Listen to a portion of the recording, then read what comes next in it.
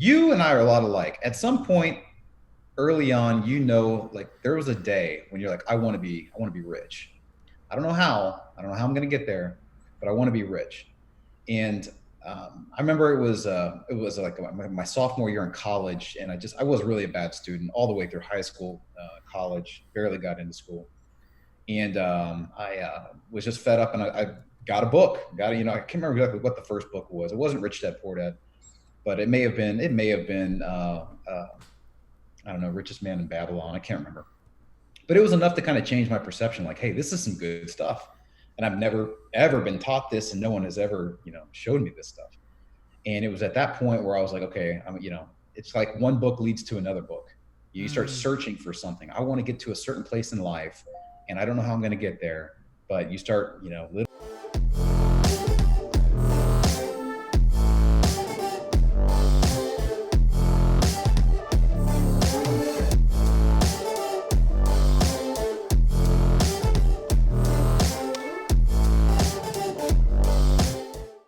All right, Brian, welcome to the show, brother. All right, how you doing? Man, Good to be on. I'm doing, brother. I'm doing, man. It's an absolute pleasure to have you here, bro. Honestly, we go back a couple of years, man. I love your story. I'm super excited to share it with the listeners. Well, thanks for having me on. And I haven't seen you in so long, but it's always fun when we got together and had a chance to chat it up. Absolutely, bro. I love that sign. For the people watching this on YouTube, you see the signs, but for the audio listeners, you have a sign in the back of you that says, if you're not on Forbes, get back to work. I love it. And then the one on top of that, what does it say? Fuck fitting in, stand out? That's right. Dude. Yeah. You've seen a lot of these on Facebook, how they rotate through. Yeah. I saw a few small ones because, I thought they were appropriate for my personality. I love it, bro. How important is putting things like that on the wall to you, like being surrounded by like motivation and like quotes and stuff like that? Oh, it's every day. I mean, when you step in like my office, which is a bedroom that I converted into an office, it's your surroundings. So I like tropical places. That's my place that if I was to escape to. And I love motivational things and people. So I have I know the wall you can't see, but I have Edison, I have Albert Einstein, Napoleon Hill, Andrew Carnegie, anything that has some type of positive influence around overall financial or wealth. I try to if I can tap into what they know or did, I'm all about it. I love it, bro. I love it, man. Now, for the listeners out there that aren't familiar with you and your work, what are you currently doing right now as an entrepreneur? Yeah, so I initially started off in real estate when I left my full-time job or career 2 years ago, and I started like anybody else. I already had some rentals under my belt, did a couple flips, realized I really wasn't that good at general contracting or construction. And then I met someone at a real estate event that introduced me to lending and private lending and syndications, things like that. And I really kind of fell in love with that from the passive aspect. It took me a long time to build capital, but once I had it, I felt that was more of my as money comes in and money goes out, you're just coordinating where it goes. I didn't have any real flips. They take a lot of time from me. So lending is great because I can control the deal from a paper aspect, but I'm not necessarily involved in it from a construction aspect. Really like that. Right. Okay. So you're pretty much the bank, the bank of Brian Buhr, right? I love it, man. Now, when you say that you are lending on projects, like what type of projects do you like to invest in particular? Mainly just single family, the standard bread and butter flip. Nothing too crazy. I mean, I like to keep it. I always look at every loan that I do as if if I had to take this back, worst case scenario, and took this to foreclosure, how would I get out of it? And so I get a lot of phone calls with some weird stuff, and I tend to shy away from that. But I stick in a very small lane. But usually it's a 6 to 12 month flip. And I usually like to build a relationship with the borrower, get to become friends with them, and I'm involved in the project where it's more like you have another set of eyes, not just a lender that's that you that's like a business card that you call them when you need them. But sure, I like to them. Yeah, absolutely. One thing you said there was building a relationship, and I've been preaching this to aspiring real estate investors for a long time when they're looking for private capital. It's like, when it comes to private money, it's a relationship-based business, right? It's not like just walking into a bank and shaking somebody's hand and taking a loan from them, and you're never going to see them again. Like, private capital is like relationship based. I'm sure that when it comes to the borrowers, like you want to see that they're experienced, like they have some skin in the game, they know what they're doing, like they're a reputable person, not just going to take your money and screw you and run off and waste your time. Right. Yeah. I mean, anytime when I get at a real estate event, if that it's funny in the beginning when you tell people that you do lending, you almost think like, who am I going to lend to? But then you get to the point where people are just random people will call you out of the blue, and it's they throw a bunch of stuff at you. But I almost try to tell them enough to scare them away first. Tell them, I say, look, this is what I'm going to require. This is what I'm going to expect. These are my terms. Usually they're much higher for somebody I don't know. As I build a relationship with them, I kind of become more comfortable. I see their work. I know that they can sell property. They can, do the work if necessary, and then, sell the property. So we're in that time frame of when the loan matures. But man, you tell people you're starting to do lending, you will get some weirdos. I can imagine, especially if you're doing it on social media. I mean, that's opening the floodgates for some a whole bunch of people, man, reaching out. But I'm curious. Have you ever invested in a deal or taken a look at a deal that you wanted to invest in and were afraid that things can go wrong, or afraid like once you like actually wired over the funds, you're like, did I just make the right decision? Yeah, I remember Lifestyles. Of course. So I was involved with Lifestyles for 3 years before I took the plunge and bought my first rental property. So 3 years of being terrified of not, thinking I needed to know enough, questioning myself, and I took the plunge, and it took me 3 years to buy my first rental property. But then outside of that, I bought 3 more within the next 2 years, and I actually ended up liquidating all of them. But the process, man, like some people can see something once and they go full blown. Like, you got that personality where like I can buy 20, 50, 100. For somebody like me, I'm a B personality, very analytical. I take my time. I don't do anything over, that's just the way I've always been. I don't know why. But yeah, it took me 3 years, man. Wow, that's awesome. You seem to be very self-aware. Like you said, you're an analytical person. You probably don't just like to jump at the first opportunity without actually taking a deep dive and looking at it and seeing if it's for you. It's awesome, man. Being self-aware is important, right? It's one thing Gary Vee always talks about. It's, knowing yourself, right? That's awesome, man. So what is it that you like about lending, like the passive income from lending versus the passive income from rental property?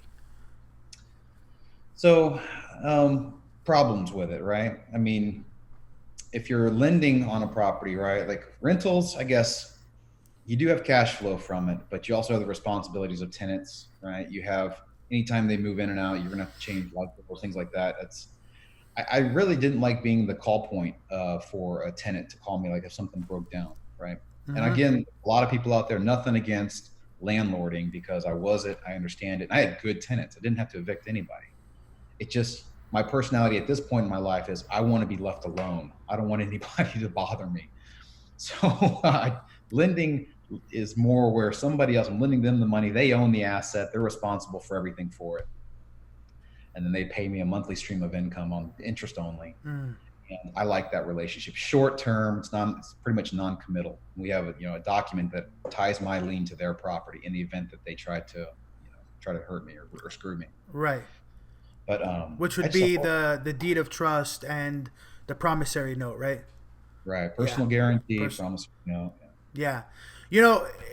I like that you said that, about rental property, because when I bought my first rental, I was super stoked. I bought it subject to. And when I tenant occupied it, it was great for like the first 3 months. I had just renovated this property, like it was in good condition.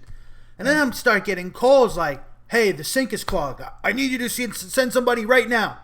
I'm like, okay, well, we don't have an on-demand plumber available, but I'll work on somebody to come out. I got to pay a handyman $150 to go out and drive to clear out the sink because they decided to put oil down. And the tenants don't understand that like $150, like that's a pretty significant chunk out of my cash flow.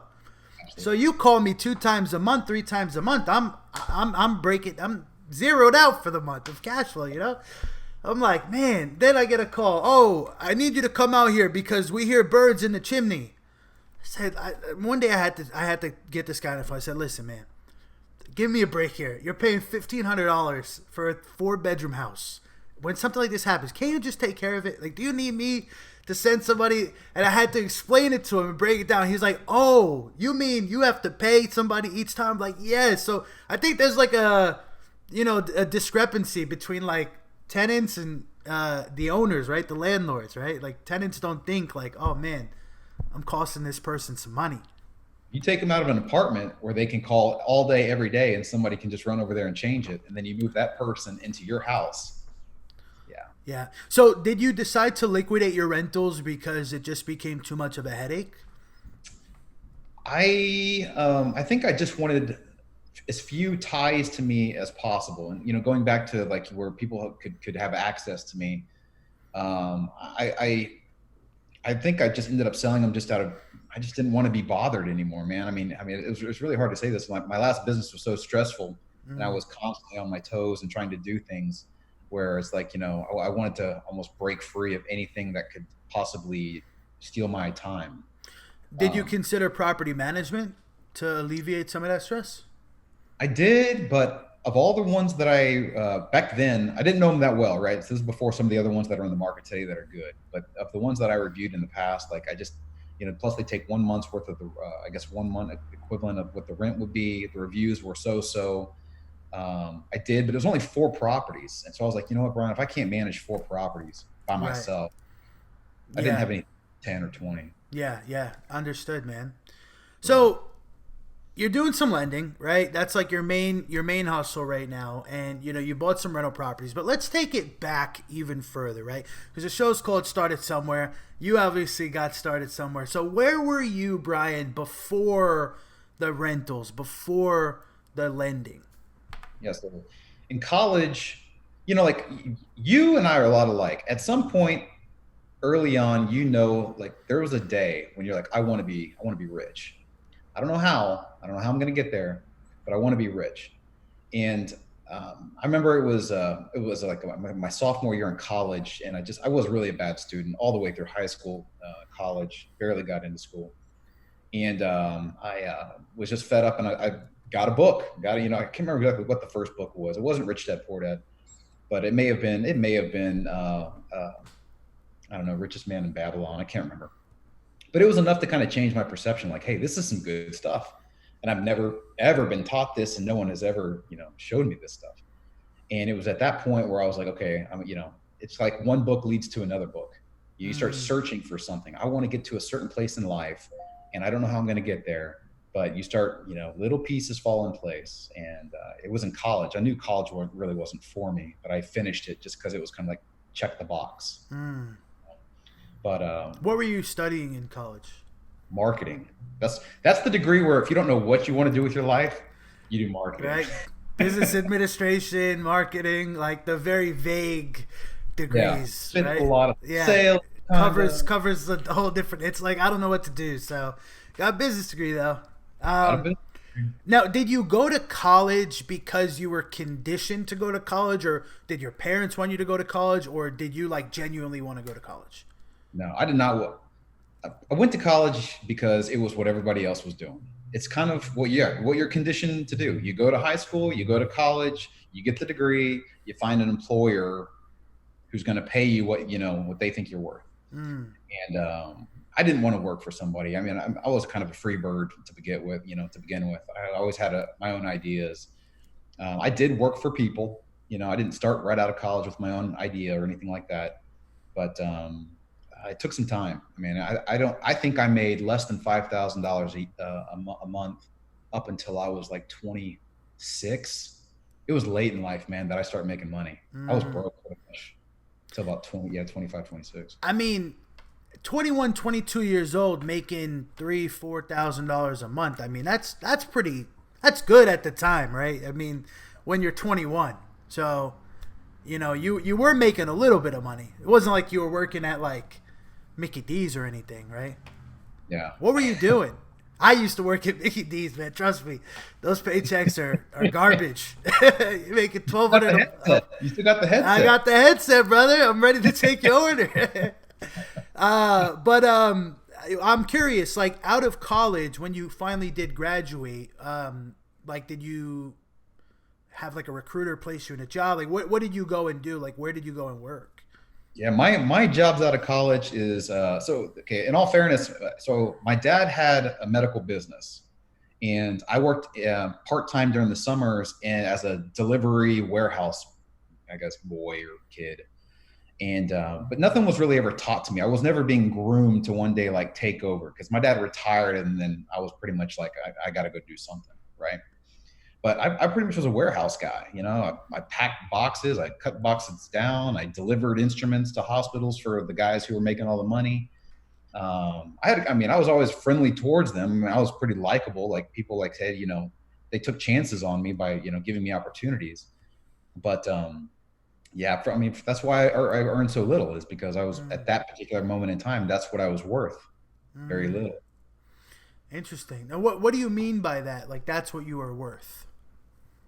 Well, a lot of stuff that you and I read is that when you start to apply yourself above and beyond what you're paid, that's when people will recognize that you're worth more. So I was an hourly guy. I showed up at a certain time and I left early or on time from when I was scheduled.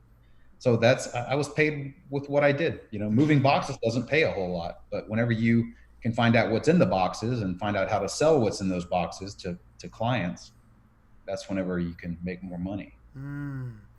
So it's almost like a skill thing and a mindset thing. Do you feel people are generally underpaid? No, not really.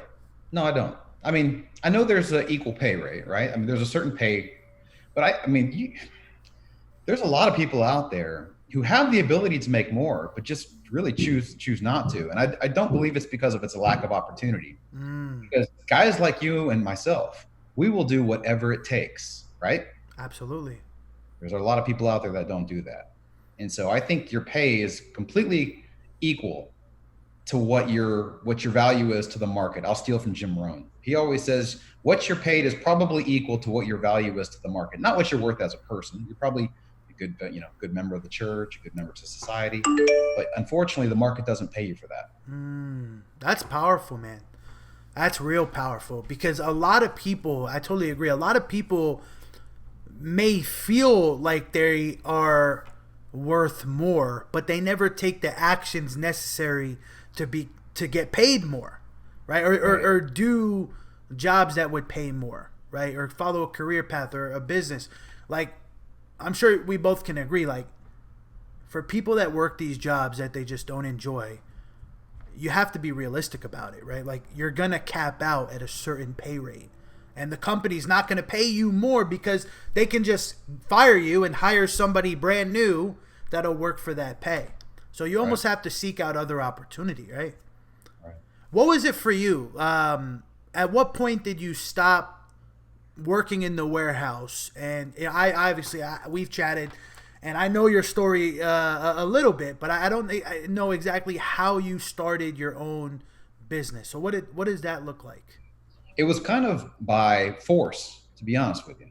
So I was around a lot of medical to educate the people that are watching. I was in medical devices. So we sold anything. Well, the company that I was working for at that particular time sold, total hips and total knees. As you get older, arthritis sets in. We sell replacements, which is like metal components that surgeons will surgically put in the patients. We sold a variety of things. But when my dad actually ended up leaving the medical field, like he was done, he was retired, and I was kind of like just there. He had sold majority of his assets in that industry, and so he had an office. And for like 6 months, we didn't do anything in the office. I mean, we just pretended like we worked. So we had this small product line that this company allowed us to sell, and I would go out and try to set up appointments where I'd call my dad in and say, hey, can you help me sell? I don't know what I'm doing or saying or talking about. And eventually he got to the point where he was like, look, that's my past life. Good luck. You gotta learn it. And so it was really tough. I mean, I made relatively very little my first 2 years doing that, and was fortunate to find a friend, a partner, to come in, and we did it, started working together, and that was the beginning of how we built the business. So the inventory that you were selling was stuff that you already had that was left over from your father's business. Yeah, for the most part, yeah. So let's say you had like, are we talking about prosthetics here? Yeah, it could be like metal components, like joints. Like if you imagine, what your knee, metal knees, metal hips. I hope We I have never have to find out, Brian. Honestly, telling you, I hope don't I never. smoke. Yeah. So so you have all these these components, right? And now you're deciding to yourself, hey, I'm gonna go out and sell these to the people that want to buy them. Like we have them, they're sitting here. I want to go and sell them, basically. So imagine your early 20s, out of college, fresh, don't know anything. Right. You're going to take your products that have to deal with patients, right?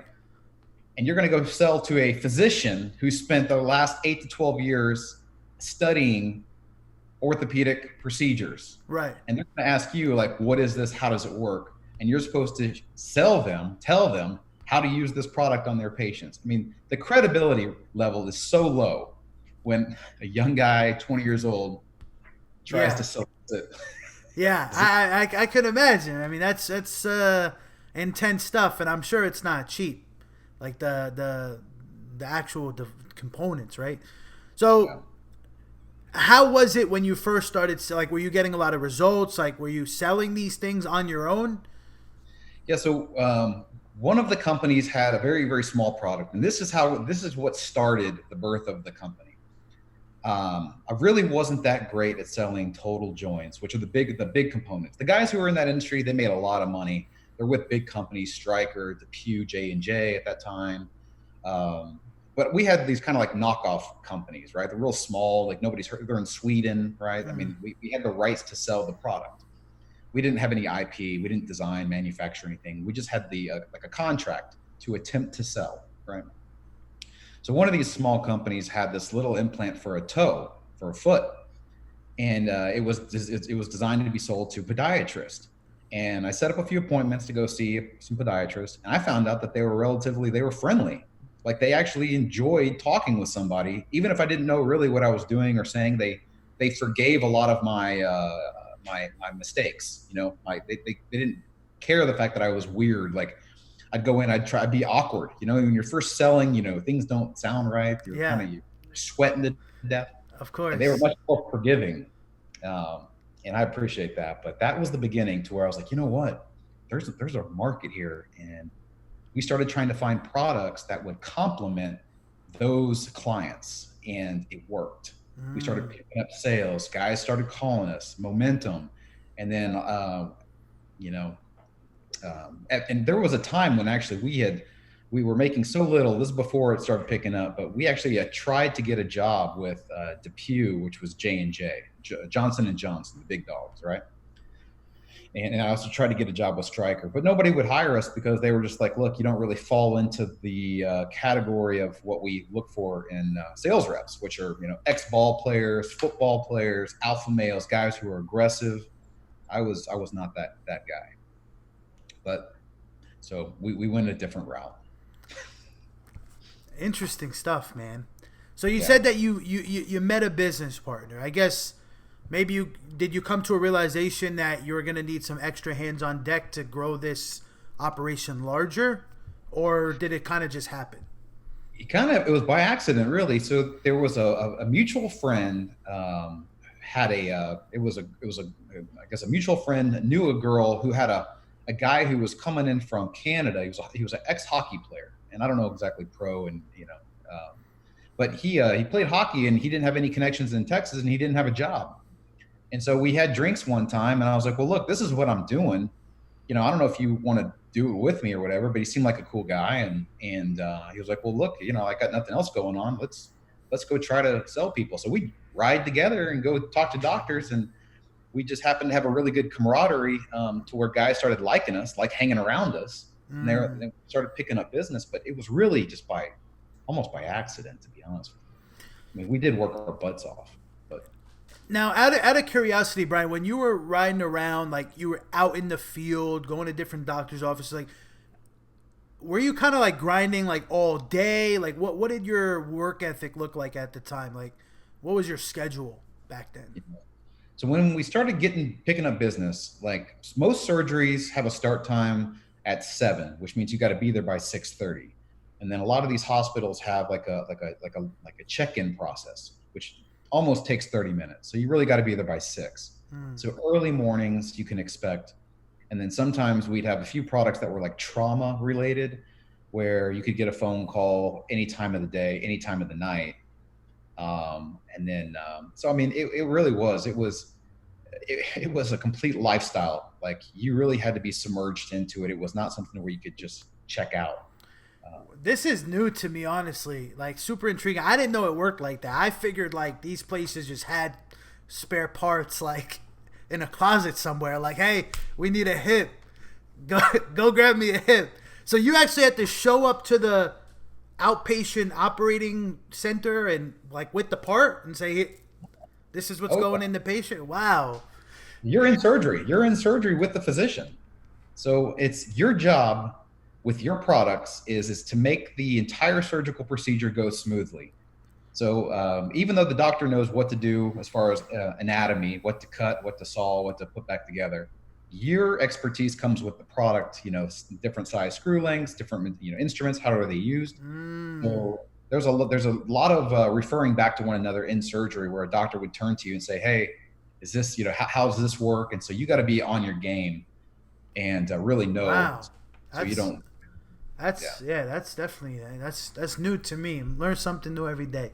It's one thing I love about this show and hearing stories. I had no idea, honestly. Um, Now the business started growing, right? Obviously, you had results. You developed a successful operation, right? But you're no longer doing the medical sales business, right? Is No. it okay? So how long did that run for? And what led to you kind of stepping away from that to get involved in other things? Yeah. So from the period of starting the business and being dead broke, was I was in the business overall for probably 15 years. But when I had my own, like it was me, all me with and my business partner at that time, it was probably from being dead broke to selling the company about 8 years. Mm, And but yeah, it started picking up, and I mean, we started gaining some momentum. Sorry, I got a yard guy. Can you hear my yard guy? yeah, it's all good. He's hustling. Yeah, I told him don't come here by 3 o'clock. But no, we started recruiting friends, like people that never graduated college, guys who just wanted a true, genuine opportunity to prove themselves and make uh, above average incomes. And it started working. Like we had a really good team, and we were kind of the black sheep in the industry. Nobody would hire us. Nobody would take a chance on us. But we had a really good group of guys, and doctors started wanting to work with us, and medical companies started taking notice. Like these guys are contenders. So it took some time. It took about probably like year 3 before we weren't being ignored anymore. And you started making some real money, Yeah. right? Now, how did it feel for you when you started making like real money and you had that coming in? What was that like? Yeah, it was. I was really happy to show that to my dad, who my dad was really successful in his own business. Like he was good, but to show him that I could like kind of prove my self worth to him, because he didn't show me nothing. He's like one of those guys. Like, look, you go make your own money. You're not going to be gifted anything. He never gave me, you know, he didn't really guide me in the business. Right. He didn't give you the silver spoon, the handout. Right, I get you. right. So he was proud that I was able to somehow tough it out and figure it out. And we were actually really successful with it. And I could kind of tell, and that meant a lot to me, because as a son to any father, you're trying to show your self worth and Mm, gain your father's acceptance. But mm. yeah, he was always very supportive of me and proud, and that kind of drove me to continue. What were you doing with the money at the time, right? Like when everybody first starts making a little bit of money, Most people want to go out and buy things they've always wanted. Like, did you make any purchases and maybe some that you regret or anything like that? Man, we used, so the house, I borrowed money from my mom to buy a house. And there were some months I could barely pay my mortgage. But when we started making money, my goal was to pay down the debt on the house. I wanted to own the house free and clear. Mm. That was my first goal. And so I started making double payments, started having a couple of roommates, but I used the entire office or the house as my office. So the garage was a warehouse where I kept my stuff. And then I had office desks pretty much all in the house. But I mean, I knew from the onset, like the beginning, like I want to get to a certain point in life where I don't have to worry about anything, and I'll do whatever it takes. I mean, it wasn't set up to be a livable house. It was set up to make an Mm. offer, make money. So you were smart about it. You didn't go out and you mean you didn't go out and buy the Lambo right Yeah. away? I wasn't making that kind of money. I was making truck money. I could have gotten leather, but I went cloth. You know what I'm saying? But it's only an extra 2,000 for the leather, man. That's how they get you, man. That's how they Man, so what would you say, Brian? I'm curious. The biggest challenge for you, like running this business, right? This medical sales business. What do you think was like the toughest part for you, like looking back? Man, it was, dude. It's mainly the hours you got to put in. It's being up extremely early. Sometimes you're working Saturdays, Sundays, but the business never seemed to stop. And so I kind of used it as a means to an end because I knew desperately. You ever who I don't know exactly who quoted that like quiet desperation, where I could put on a smile every day and see my customers, but in the back of my head I was like, I've got to do this as long, or as fast as I can to get it, to escape it. Like I made good money, but at the same time I was always looking for the exit. How fast could I get there? Mm, But that was it, man. It was the hours because I just turned 40, and up until last year I had never been married and I didn't have any kids.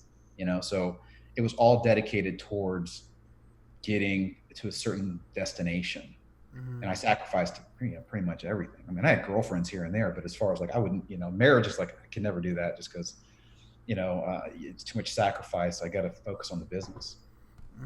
So it was a ton of hours. There's a lot of aspiring entrepreneurs out there that want the results like that, but they don't really realize how much time it takes to get there, right? Like, we're both in real estate. When I first started in real estate, Brian, I was driving from Katy, Texas to Baytown at least 4 times a week through traffic. We're talking 3-4 hour round trips in 100-degree weather, and then having to go work. I mean, it's miserable in Yeah. Houston with the traffic, right? Who wants to drive from Katy to Baytown at 3 o'clock on a Wednesday afternoon? Like, that's miserable. But I was willing to do it, man. I was willing to do it, right? You got to be willing to do it. What advice would you give somebody right now that's like brand new, and they see on social media, a lot of people making all this money, right? The laptop lifestyle, it's like, the overnight success, but we both know it takes time. Like, what advice would you give a new entrepreneur, man, that thinks that, they're just going to make it happen overnight? Yeah. The thing, it's really easy to get discouraged about, like everybody has a number in mind, right? Like, if I can get to $1 million or if I can get to 2 million. And what I've discovered and what somebody had told me was that you don't necessarily need to be like a millionaire or multimillionaire to live like one. So it's really completely dependent upon how quickly you can get your current capital reserves to cash flow. And I know a lot of people out there they're sitting on 1 million, 2 million, $3 million. But if you were to ask them how much a month is coming in from their cash flow, it's relatively nothing. Mm, So it's either tucked away with a money manager who almost, it's damn near hard to get your money out of. They're not giving you distributions. That's really the advice, is don't get caught up on the number, get caught up on how you can make your current cash flow. mm, And so what kind of return are you getting on your current reserves? Because if you can eliminate a bill, say you got a $20 gas bill, but you're able to take your current reserves, create an income stream to knock out that gas bill for the rest of your life. It's a life-changing moment. To me, it is. That's true, man. Right? It's like if you have $150 coming in a month passively, and let's say you put that towards your cell phone bill each month, it's like you don't have to work to pay your cell phone bill anymore. Yeah. Right? Like that's a powerful principle right there, right? More people need to realize that. That's why cash flow is so important. So, and I'm curious for you, Brian, what's more important for you? Is it cash flow or is it large chunks of cash coming in at one time? Cash flow, baby. I'm a cash flow. I can't do anything. I don't even look at investments if it doesn't have some type of return monthly or quarterly. If someone like this has got a 5-year plan where we're going to double your money, I don't give a shit. Don't care. What kind of return do you look for? Like annualized? If I'm lending, okay, look, 10, I don't get out of bed for anything under 9. So 9, 10, 12, 15%. And then sometimes these have equity kickers on the back end. That's great because that'll put you in somewhere around that. But I could do the best. I'll share this maybe a little later on. I've got a really cool trick on what somebody told me, and I wish to God I could give him credit for it, but I don't. I can't remember the gentleman that told me. But if I'm just doing straight lending, yeah, like 9 to 15%. Some guys that pay me 15% just because they actually I pay for all the servicing and all that. They prefer to pay me that because they know when they need money, I get it to them. So basically, if you put out $100K in 12 months, you want $9K back at a minimum. At a minimum. 15K on the high side. Yeah, I like it. Awesome, man. Interesting. Most people are settling for like 2% returns a year, dude. Like more people need to learn about if that, right? Oh my God, yeah, because you got inflation working against you, of course. By default, and then you got taxes, right? So if you got it in a CD or money market, what are you really making? Yeah. And then if you put up the money manager who's like, yeah, I bet you I can get you between 7 to 10. First of all, none of them can touch what the overall market's going to do, year after year after year. And after they take their 2%, 1%, assets under management fee, whatever these guys are going to charge, your net return is probably going to be somewhere around 4%, 5% anyway. And then you pay taxes on it. Right. So real estate is, I mean, the only thing I do in the stock market is index. That's it. I just do what Warren Buffett and Jack Bogle suggest. I don't do anything else because I don't want to take the time to learn something that is speculation. Yeah. Again. Yeah. No Bitcoin.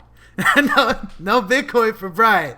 I hope I'm wrong on Bitcoin. I really do. I hope I'm wrong. It's almost at 10K, man. It's almost. I know, and I know you like Bitcoin, and that's why I don't talk shit about Bitcoin, because there's going to be a day when I got some friends that are really big into Bitcoin, and I told them, I was like, I hope you're right. Yeah.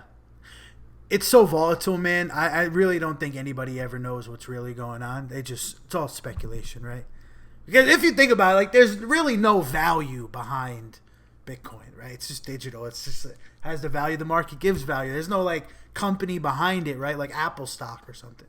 So it's definitely on the riskier side, but I'm surprised at how steady it's been, honestly. Like, even when it crashed back down to like 3K, it never went under that. Like, we didn't see Bitcoin go all the way back to like $500. Yeah. Right? And now it's back up to 10K. I'm one of the people that I like the concept of what Bitcoin is, because I don't like anybody having control over one type of currency, like the government, them knowing everything. I like the concept of the blockchain and how it's undetected, and I like that concept. I just wish I could I just wish it was what I'm saying. Well, obviously there's like investment purposes, and then there's like real life use, where you're spending Bitcoin on things. I think that's like the biggest downfall of Bitcoin is nobody wants to spend it. You don't want to go to Jersey Mike's and buy a sandwich with Bitcoin, and then you see Bitcoin double the next day, and you're like, well, I just paid $100 for a sandwich, right? I think that's like the biggest problem, and it's also really slow.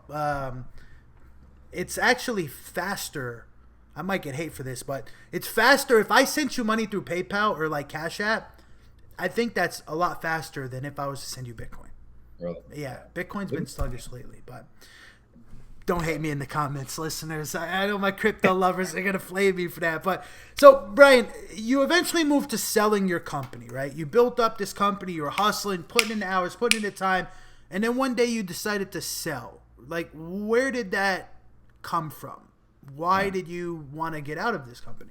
Yeah. So most of the sales training, behind the scenes, hiring, firing, bookkeeping, all that stuff. I mean, I had some people that I had a girl that worked in our office to help me, but most of it largely was dependent upon me. So the business partner, he was really good at selling. He had his thing he was out there doing with his clients, and that was a much easier type of lifestyle because he could just sell and then go home. I had to deal with payroll, making sure inventory was right, making sure the sets going to the hospitals were straight. It got to the point where it's like it just wasn't fun anymore, man. And my personality is like, if it's not fun, I don't want to be really a part of it, right? I want to have fun and make money. So it got to the point where I was ready for that phone call, and almost in disbelief, because we had a distributorship, which means we just had a contract to sell a product. We didn't own anything. The implants were somebody else's. We just had relationships. So, for a company to come in and say, hey, look, we're going to pay you for your relationships, it's unheard of in this industry. It never happens. And we were really, really fortunate to get that phone call. But that's. Were you already thinking of selling, or did this just happen out of the blue? I didn't even know you could sell. Didn't even know you could sell. Okay. So let me back up here. So you didn't own the inventory, right? You were pretty much just like getting it like on credit and then selling it and then paying the manufacturer, and then you took your cut. They paid you, yeah. So a company calls you up one day and says, hey, we want to buy your relationships, right? Because you didn't have any IP, right? They just wanted to buy your relationships. Yeah, what was that like, man? Like, it's like somebody called me and say, hey, I want to buy your Facebook account. In the medical business, acquisitions happen almost like every quarter, right? And so what was happening is we had, let's just say, our small distributorship. Say we had 5 different product lines. Each one is held by a different company. We just had the rights to sell those 5 products. Sure. So a big company like, say, Stryker will come in and they'll just make a mass acquisition. They'll buy the entire small company, and then we have the rights. So what they do is they buy the product and they buy all the intellectual property that comes with it, all the inventory from that small company, and then they start dealing with the people, the sales reps, the sales teams like us. And they usually give you one option, which is, we'll take all your best guys, and then the rest of you guys are gone. You can, team up with us for a short period of time. But most of the time they just dissolve whatever you got. Like, you just lose the product line, you keep on going. Stryker has it now. It is what it is. So this was one of the few times where the company was like saying, hey, look, what if you focused just on our products? You got rid of everything else. They bought they bought the product line that we were selling, that we were having the most success with. They bought it. So it was going to impact us negatively. We were going to lose a lot of sales. But instead of just, kicking us to the curb, they said, what if you got rid of all your other small stuff and then joined us? And then we're like, okay, well, what's that look like?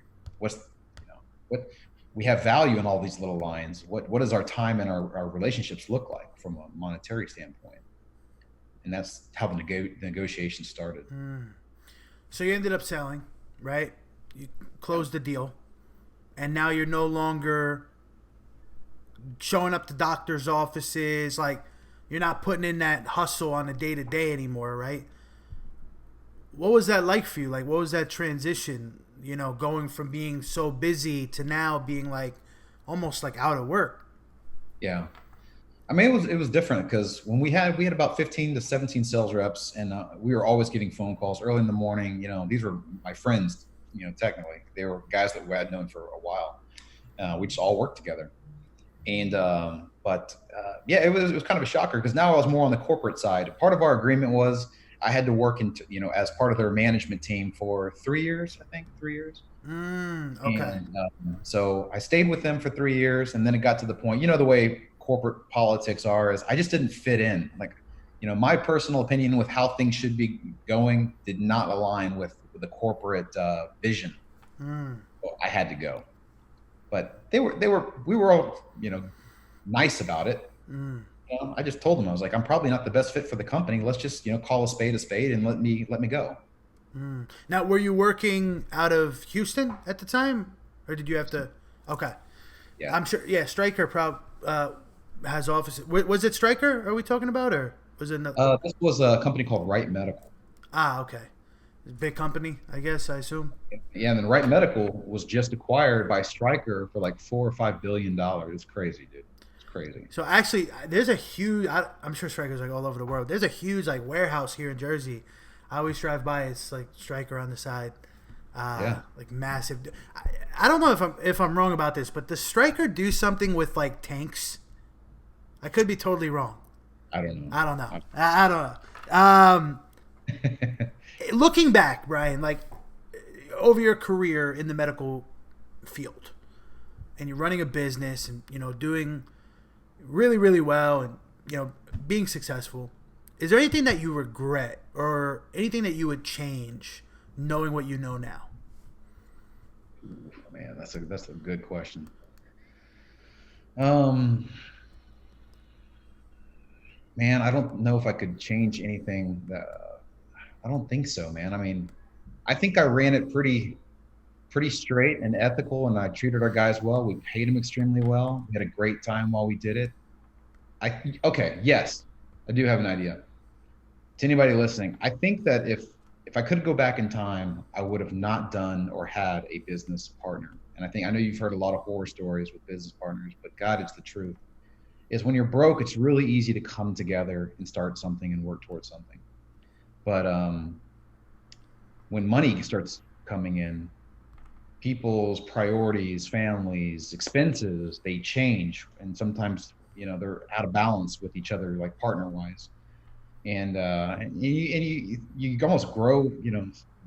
You're I don't know how to put this, but yeah, you almost grow apart. Sometimes there are a lot of good partnerships out there, but I'd say majority of them end in they're problematic. They don't end well. So Dude, that's I probably can my, relate to that, bro. Honestly, I've had a few partnerships in my short career that are no longer intact. Really, yeah.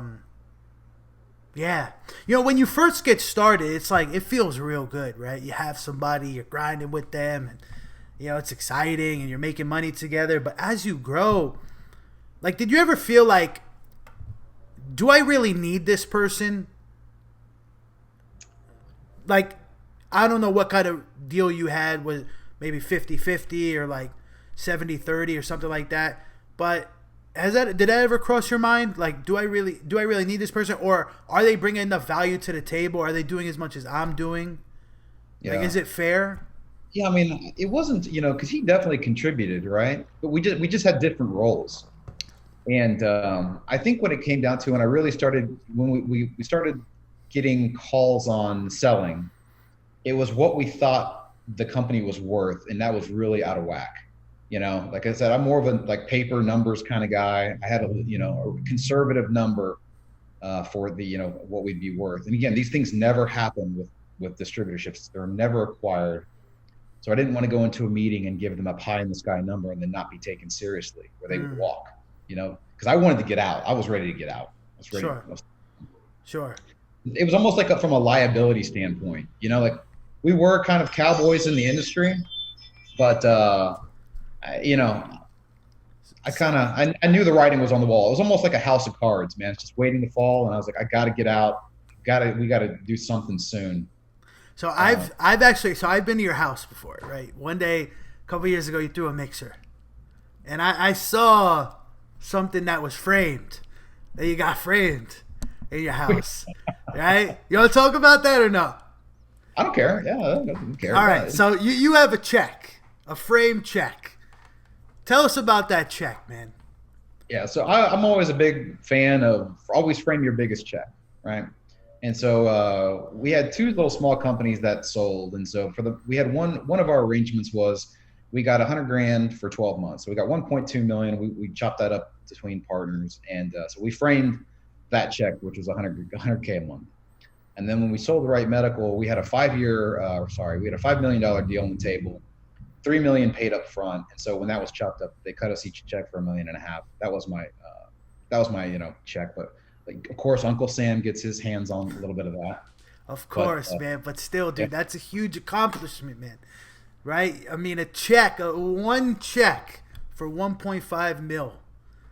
yeah, What do you go to the bank with that, and you're like, I'd like to deposit this 1.5 million dollar check. The teller's looking at you like, is this a typo? dude, you know what's so crazy? And this was funny is banks, the way they treat you.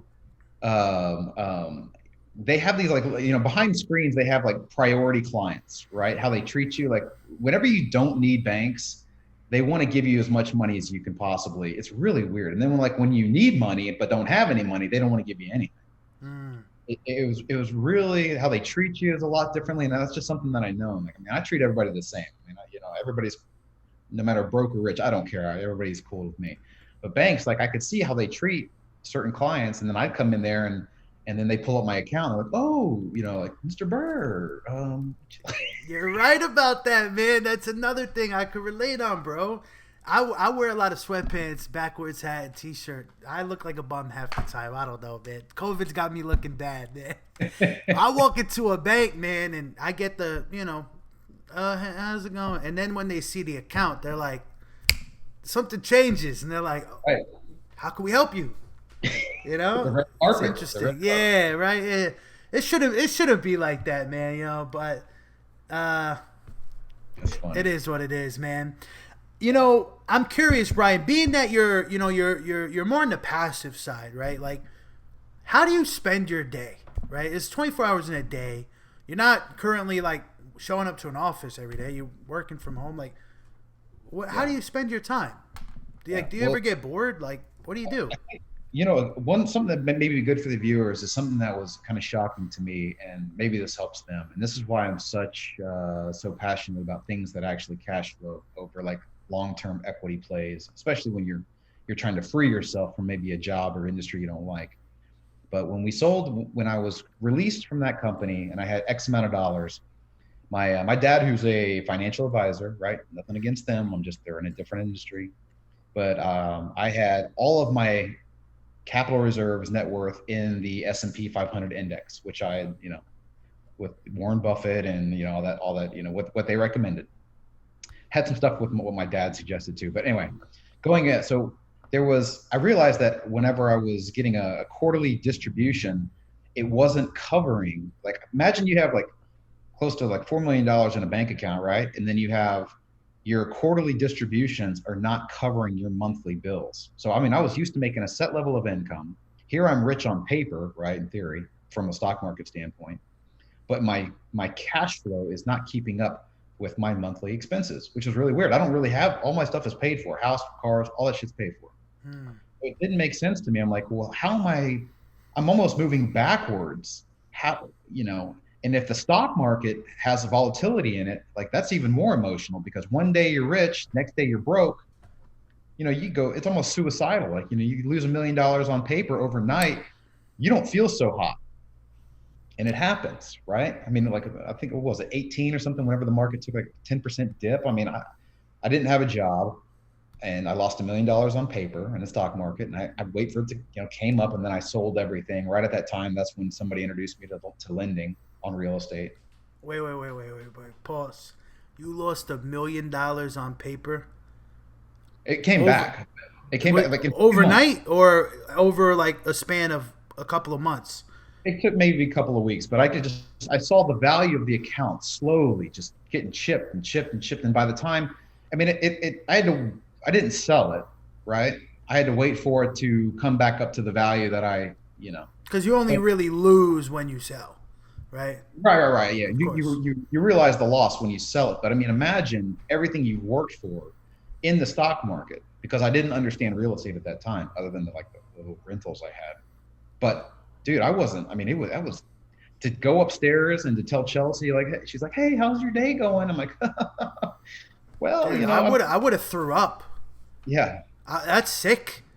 Holy, how'd you pull up? Like, how'd you cope with that, man? Prayer.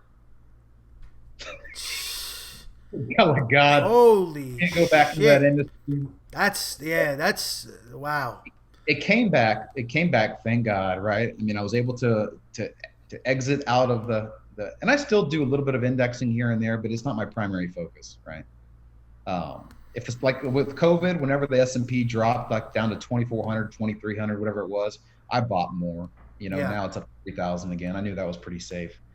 But whenever you don't understand, whenever you don't have real estate and you don't know it and you don't have that avenue to make money, I mean, and all you're left with is the stock market, it's terrifying, man. Like Real estate's a sometimes, lot safer, right? Definitely a lot more, less volatile, right? Grant Cardone's been preaching that for a while, man. Real estate over stocks, but there's two sides of the coin, right? Because there's people that'll preach the stocks and if you run, if you're running a hedge fund, yeah. absolutely stocks are the way to go. Absolutely. See, for me, I feel like stocks are more fun.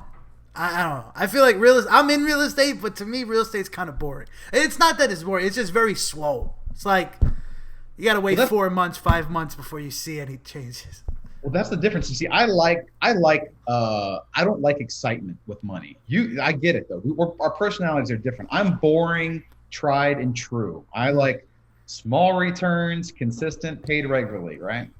But that's just difference of a personality. Someone that looks at my stuff, they're like, oh my God, that's just like really like first lien deed.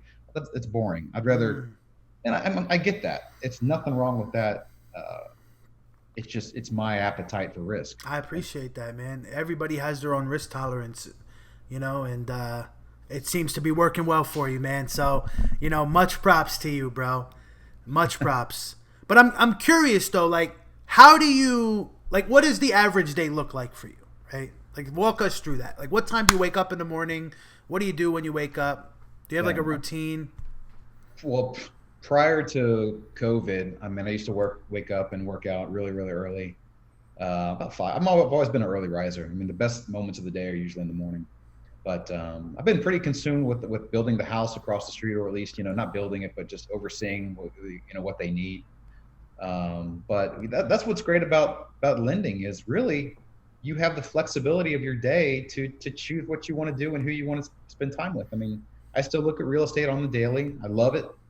I like meeting with the guys I'm lending money to, seeing their projects come together. And if they can make a quick $30, $50, $60,000 on a flip, and I gain a little bit of interest, $6,000, $7,000 worth of interest over the course of 6 to 12 months, good for them. Good for them. We have a great arrangement. I hope they make a ton of money. I don't mind making a little bit of interest, but that's the arrangement. I love it, man. Yeah. Do you find time for hobbies? Man, I play soccer. I'm a big soccer fan. Okay. Yeah, soccer's great, man. Yeah, I don't like to watch it so much, but it's fun to play. It's boring for sure. That's cool, man. Have you been playing it all like during the COVID? Like, did they start reopening like parks and stuff where you can play games? And yeah, we play Wednesday and Saturday. 24-hour fitness, man. I don't think it's opening back up. I mean, like the ones in Midtown, they haven't even give customers a response. They don't even. I have no idea when they're opening. No kidding. It's driving me nuts because there's no gyms other than Orange Theory that's around here for. Maybe I'll do Orange Theory. I don't know. You could do Memorial Park, the outdoor. Outdoor, yeah, like Muscle Beach status, man. Yeah, bro. This whole COVID stuff is just getting old now, man. I'm getting tired of this, honestly. Yeah. But Brian, I ask every guest this same question. I like to extend that to you, if that's okay. Of course. In your entire life so far, what has been the absolute best advice that you've ever received? Man, I think. Do you remember last time we spoke, and it was on a. God, it was we interviewed at The Office. Yes. It was a while back. Way back. And it's still true to this day for me. But and again, some of your viewers are not going to agree with this, but it's okay because we're all different. But that advice is that it's like if it doesn't cash flow, it's not an investment. To me, those words are gold because the cash flow, I mean, once your cash flow exceeds your monthly income, it's just one big ball of cheese or snowball that just gets bigger and bigger and bigger, and you can't stop it as long as you don't do something crazy like buy something nuts. But for the most part, you just have more disposable income month after month after month. So life is really, you're investing, you get more cash flow. You invest that extra cash flow into more investments, which spin off more cash flow. And you get, it's the best thing ever if you can one day get yourself there. I love it, man. Great advice, brother. If it doesn't cash flow, it's Not not an an investment. investment. And with that being said, Brian, I want to thank you so much for being a guest here on the show, man. Thank Absolute you. pleasure to have you. For the people that want to reach out to you, hit you up with maybe some business opportunities or just connect with you, give you some feedback for being on the show, what's the best place for them to do that? My cell phone, if you really want to call me, I usually can get back to you pretty quickly. It's 713-620-8148. That's Awesome. it. All right, brother. Brian, enjoy your day, man, and we'll chat soon. All right.